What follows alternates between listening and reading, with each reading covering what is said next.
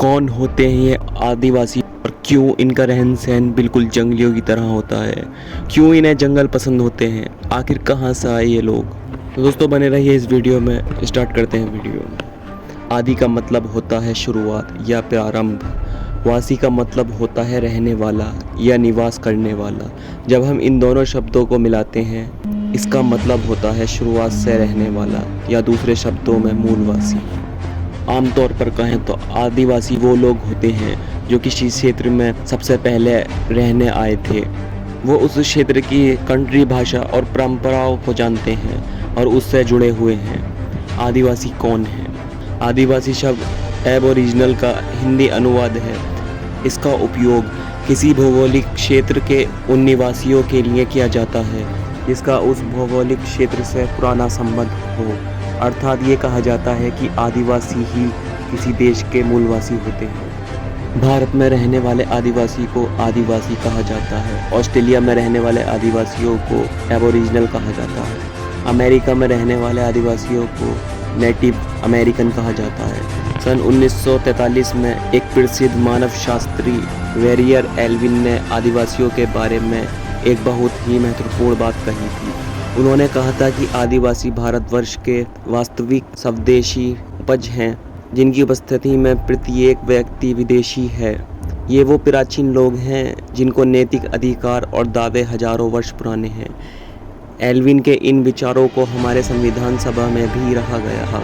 उन्होंने ये भी कहा था कि आदिवासियों के इलाकों में राष्ट्रीय उपवन की तरह संरक्षित किया जाना चाहिए। सरल शब्दों में एल्विन ने आदिवासियों को भारत का सबसे मूल्यवान खजाना बताया।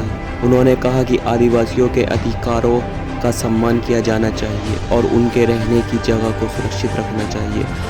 आदिवासी भारतवर्ष के वास्तविक स्वदेशी उपज हैं जिनकी उपस्थिति में प्रत्येक व्यक्ति विदेशी है। ये वो प्राचीन लोग हैं जिनके नैतिक अधिकार और दावे हजारों साल पुराने हैं। भारत में आदिवासी समुदायों को संविधान में अनुसूचित जनजाति ट्राइब्स के रूप में मान्यता दी गई है। इसे संक्षेप में AJA या ST कहा जाता है, लेकिन आम बोलचाल में और कई सरकारी दस्तावेजों में उन्हें आदिवासी भी कहा जाता है। भारत में आदिवासियों की जनसंख्या जनगणना 2011 के अनुसार लगभग 10.45 करोड़ जो राष्ट्रीय जनसंख्या का 8% है। हालांकि 705 आधिकारिक रूप से मान्यता प्राप्त जाति समूह हैं, लेकिन कई और जातीय समूह हैं जो अनुसूचित जनजाति के दर्जे के लिए योग्य है लेकिन जिन्हें आधिकारिक रूप से मान्यता प्राप्त नहीं है। इसलिए आदिवासी समूहों की कुल संख्या निस्संदेह आधिकारिक आंकड़े से अधिक है। संविधान सभा में जब आदिवासी समुदायों के लिए विशेष प्रावधानों पर चर्चा हुई तो सबसे बड़ा सवाल था कि उन्हें इस नाम से संबोधित किया जाए। इस मुद्दे पर ठक्कर बापा, जयपाल सिंह जैसे प्रमुख नेताओं का नाम उल्लेखनीय है। ठक्कर बापा आदि समाज के सेवक थे और वो जनजातियों को आदिवासी कहना पसंद करते थे। जयपाल सिंह ने भी संविधान में अनुसूचित जनजाति के बजाय आदिवासी शब्द का इस्तेमाल करने का जोरदार समर्थन किया। हालांकि संविधान में मूल अंग्रेजी संस्करण में आदिवासी शब्द का इस्तेमाल नहीं हुआ, लेकिन इसके हिंदी अनुवाद में इस शब्द को शामिल किया गया। आदिवासी समुदाय भारत के स्वदेश उपज हैं।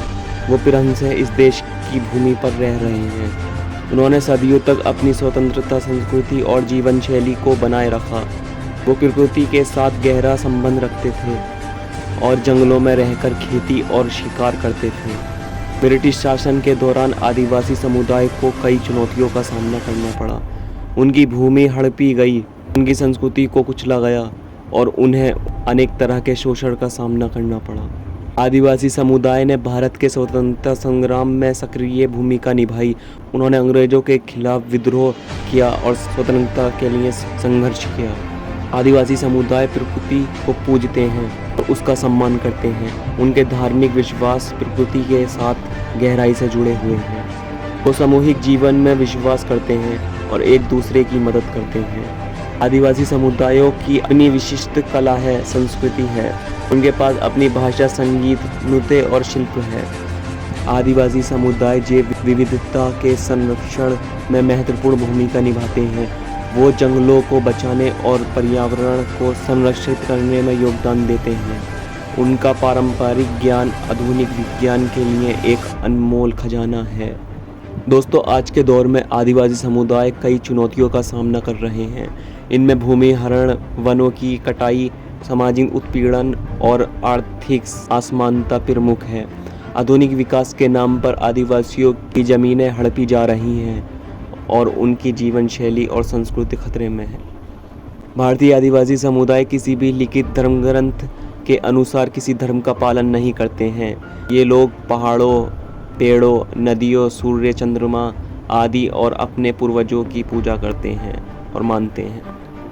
आदिवासी समुदाय भारत की विविधता का एक अनमोल खजाना है। आदिवासी शब्द का प्रयोग हमेशा सम्मान के लिए किया जाना चाहिए।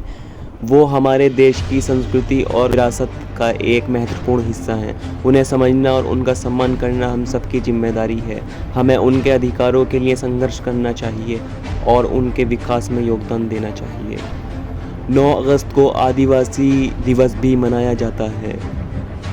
दोस्तों, ये अपनी बेटियों की शादियाँ भी आपस में ही एक दूसरे से करते हैं और ये दूसरी जाति के लोगों में ऐसा नहीं करते।